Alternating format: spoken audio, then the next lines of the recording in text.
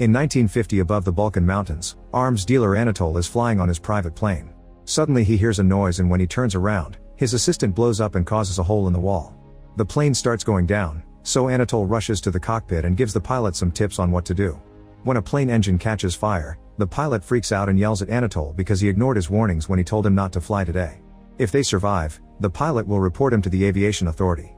Anatol decides to fire him and ejects the pilot's seat before taking over the plane. Moments later, the plane crashes in a cornfield and Anatol's death appears on the news. Anatol's soul is now in the afterlife next to his grandmother, who doesn't seem to know him. A divine court discusses whether Anatol is worthy of heaven before he wakes up in the plane wreckage, severely wounded but still alive.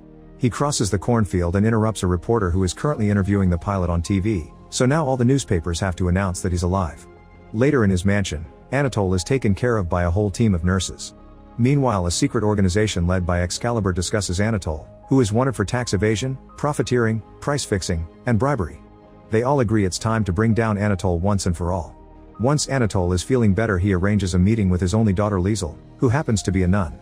He announces that she's made her the sole heir of his fortune instead of any of her 9 brothers. Anatol has always ignored his blood sons and instead has adopted orphan children, who are currently watching from the balcony. Liesl hasn't seen her father in 6 years, so she's suspicious of this sudden decision. He explains he wants her to avenge him if his enemies end up killing him. Then he shows her a bunch of boxes. They're his latest and most important project, called the Phoenician Scheme. Liesl interrupts his explanation to ask about her mother because she's heard that Anatol killed her. In fact, they say that he's murdered all his wives. Anatol denies it all and says he's never killed anyone. He also swears that he was very fond of Liesl's mother. This doesn't explain why he abandoned Liesl at a convent when she was 5. Ignoring his daughter's concerns, Anatol continues to explain what each of the boxes contains. There are plans for a dam, a canal, a tunnel, a massive workforce, negotiations with barons in shipping, mining, and railroads, and lastly agreements with business titans like banking, real estate, and black markets. Basically, he plans to take over other businesses in Phoenicia by using slave labor.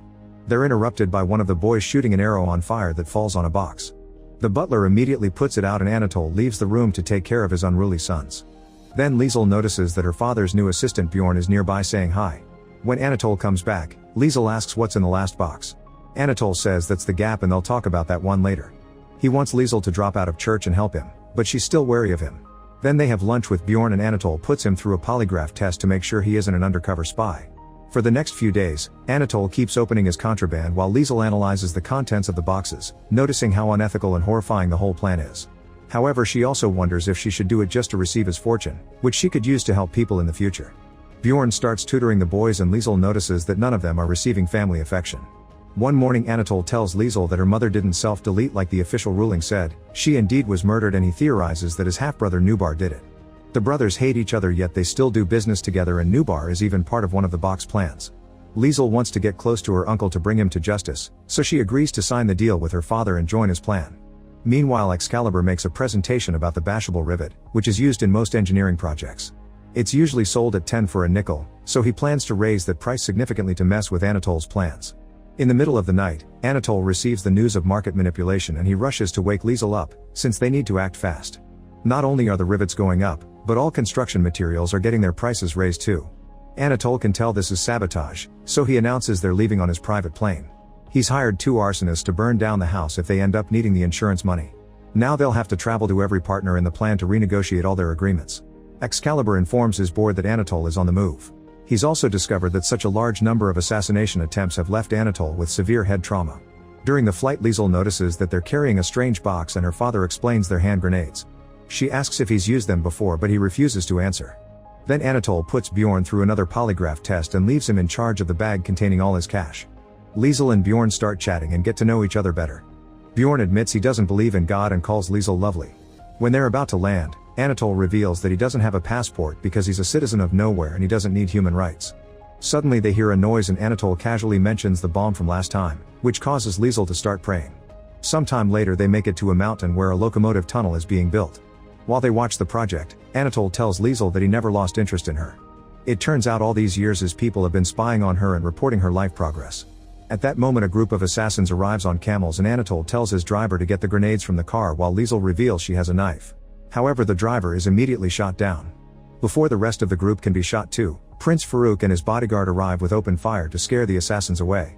Farouk compliments Liesl's looks and says it's a pity she's a nun before gifting them a fancier knife. In return, Anatole gives him a grenade. Afterward they explore the tunnel, which shakes as they pass through. Liesl worries that it may not be safe since the tunnel is still under construction, but Anatole tells her not to worry. Both Farouk and Bjorn offer to hold her hand to comfort her, but she turns them down. At the end of the tunnel they find a bunch of workers and the financier brothers Leland and Reagan. They're angry because Anatole has modified their contract to increase their contributions to the project. After an argument that goes nowhere, Anatole offers to settle this with a basketball game. The brothers will play against Anatole and Farouk, who never played before. While they wait, Bjorn convinces Liesl to try alcohol for the first time and uses the chance to keep flirting with her. The brothers keep taunting Farouk with rude comments, which distracts him and causes him to fail most of his shots. Anatole starts losing hope and calls Liesl to tell her the story of her birth, explaining that he got to cut her umbilical cord. He regrets sending her to the convent because they brainwashed her into becoming religious, when his goal was just keeping her away from his boys. He also reveals that she's named after his grandmother and that she was the only child he ever wanted to take care of, but it wasn't possible. Then Anatole challenges the brothers to one last shot. If Farouk succeeds, they can use the original contract, but the brothers will have to cover 10% of the gap. If he misses, Anatole will give the brothers all the money he's brought with him. The brothers agree to the deal and Liesl prays for Farouk, who thankfully manages to land the shot. Later Anatole has another vision of the afterlife where he brings a deer carcass to his 3 wives. When he cuts the animal open, lots of coins spill out. One of the wives announces that Liesl isn't his daughter. At that moment Anatole wakes up in his plane and tells Liesl that she has his eyes. She looks at a picture of her uncle and notices she has his eyes too. The phone rings with a call from Bob, one of the project's business partners. Anatole tells him that the brothers agreed to cover the whole gap. Liesl scolds him for lying, but Anatole says that he's just doing a strategy. Suddenly Bjorn finds a bomb that will blow up in 18 minutes, and Anatole tells him to ignore it because they'll land in 10. That night the group visits Bob's club and Anatole gives him a hand grenade while Liesl gets to drink again. While they dine, Bob receives an anonymous letter trying to blackmail him into covering the rest of the gap. Bob recognizes Anatole's handwriting and an argument ensues, during which Anatole admits that the brothers and Farouk agreed to take only a small percentage of the gap. Their argument is interrupted when a guerrilla unit led by Sergio bursts into the club and opens fire, intending to rob the place and the clients. Bob comes out to confront them and the soldiers try to shoot him, but Anatole acts as a shield and takes the bullet instead. Thankfully it doesn't kill him because some papers in his pocket slowed it down. Anatole makes Bob remove the bullet and asks him to keep it, so an impressed Bob agrees to cover part of the gap.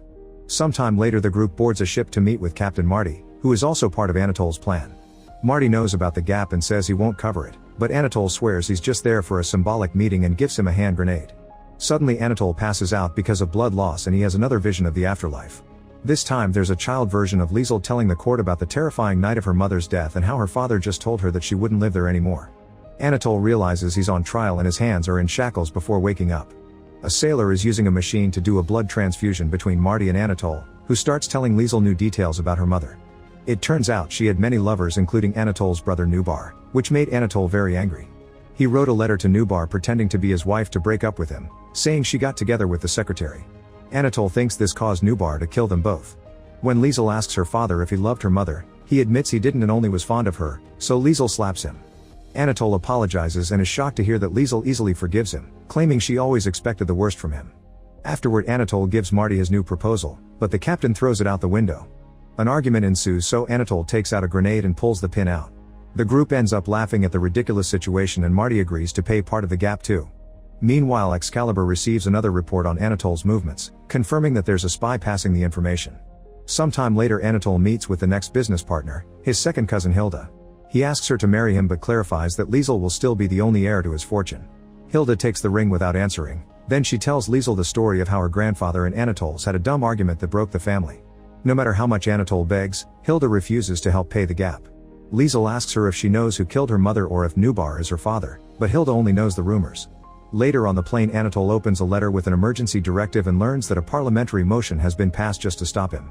He needs to be home with a notary by noon tomorrow or he'll be sent to prison. While Anatole goes to ask the pilot for a change of route, Liesl hears Bjorn tapping his fingers and realizes it's Morse code. Their conversation is interrupted by Anatole turning on the emergency alarm. It turns out the pilot has been poisoned and now Anatole is in charge of the plane. After the pilot is ejected on his seat, a fighter jet appears near them. The jet opens fire and damages the plane, which ends up crashing in a forest. The whole group survives but Bjorn's bag breaks and spreads all his fake passwords, which confirm he's Excalibur's spy. After changing his mannerisms from awkward nerd to cool agent, Bjorn explains he doesn't care about Anatole and he was just following orders. Anatole tries to attack him, but Bjorn is trained and easily overpowers him. An ashamed Anatole walks away while Bjorn says he's willing to change sides because he's fallen for Liesl. Suddenly Anatole screams and the duo finds him deep in quicksand. Anatole asks them not to help him because he wants to save himself, but Bjorn volunteers anyway and Liesl kisses him. After tying a vine around his body, Bjorn jumps into the quicksand. Anatole passes out and has another afterlife vision, in which he asks God to be cool with slavery. When he wakes up, he discovers Bjorn has saved him. Anatole wonders how Bjorn passed the polygraph test, so Bjorn explains he was trained to trick it, which is pretty easy. The trio decides to spend the night inside the crashed train and bond over sad stories of their pathetic childhoods. Liesl announces she doesn't want to work with her dad anymore and wants to go back to the church instead. Suddenly someone knocks on the door. It's Sergio and his team who take the trio away in their plane. When they arrive home, the Mother Superior is already there. She tells Liesl that she wasn't destined for the religious life and dismisses her from the convent. Anatole thanks her by donating some money for church repairs. He also tells her about his visions and wonders if he should be baptized to get a better afterlife. Then he takes Liesl to a safe and makes her take a box left by his father's notary. Anatole never learned what's inside and Liesl promises to open it later. During dinner, Anatole explains that the other investors will meet at the Desert Palace Hotel for the presentation of the Phoenician Scheme, so he has to get a new plan going. This starts with Anatole marrying Hilda and getting baptized so he can officially be Catholic. He hopes that this plus baptizing all his boys will convince the Pope to invest too. Next he makes Bjorn introduce him to Excalibur and Anatole swears on his face that he won't let him win. Later at the hotel, Anatole, Liesl, Bjorn, and Sergio are in the elevator. Anatole recognizes the operator as an assassin and everyone gets their weapons ready, only for the man to self-delete with poison. Before entering the office, Anatole asks Liesl to let him adopt her if she turns out not to be his daughter, and she says yes. Then they finally meet with Nubar, who turns down Anatole's grenade because he has one already. Nubar explains that Liesl's mother did have an affair with the secretary and that's probably Liesl's real father, but he denies killing her. An argument ensues between the brothers and Anatole uses the polygraph to prove he didn't kill any of his wives. Liesl opens the box from the safe and finds various things from different members of the family, like pictures, letters, poison gas capsules, her grandfather's ashes, and a key. Then Nubar announces he's quitting the project and only came to the hotel out of curiosity. In the elevator, Anatole tells Liesl and Bjorn that he'll give up all his remaining money to cover the gap and even agrees to pay the slaves, hoping this will give his life meaning. Liesl is proud of him because she doesn't need a fortune. Anatole announces this during the meeting and is heard by Excalibur through a hidden mic. All the investors sign the paperwork and Anatole shows them a diorama of the project.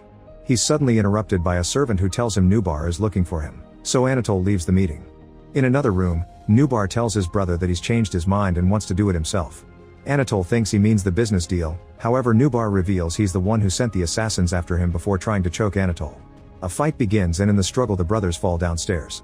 They hit each other with any object they find around and Anatole ends up rolling down the stairs again. Nubar uses the chance to throw one of the poison gas capsules from the box, but it bounces off Anatole's forehead without breaking. Anatole catches it and throws it at his brother before running away. Afterward Anatole returns to the meeting room, only to find Nubar appearing on the diorama. He gets ready to throw a grenade, but Anatole asks him to communicate. Nubar sees flashes of his family and ends up using the grenade to self-delete, which also destroys the diorama. One last afterlife vision shows Anatole and Liesl putting the ashes back in the safe. Sometime later Anatole is living a humble life with Liesl and all the boys, who are finally getting the family love that they deserve. Bjorn has quit Excalibur's agency and now works at a school. Hilda has annulled her marriage to Anatole and has started her own camp. Anatole has opened a restaurant and Liesl helps him as a waitress. When Hilda returns the ring, Bjorn uses it to propose to Liesl. After a long day of work, Anatole and Liesl enjoy their time together playing cards. Liesl hopes that the Phoenician scheme at least provides people with honest work.